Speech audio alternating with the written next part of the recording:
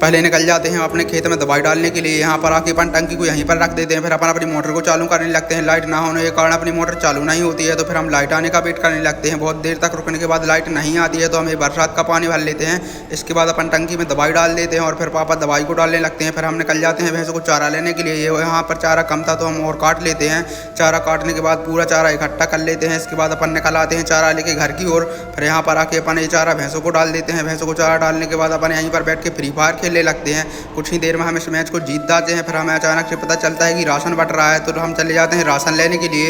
यहाँ पर आके देखते हैं तो यहाँ पर भीड़ बहुत थी, तो इसके बाद फिर हम यहीं पर भाइयों के साथ बैठ जाते हैं। इसके बाद अपन को राशन नहीं मिलता है भीड़ ज़्यादा होने के कारण, तो फिर अपन घर आ जाते।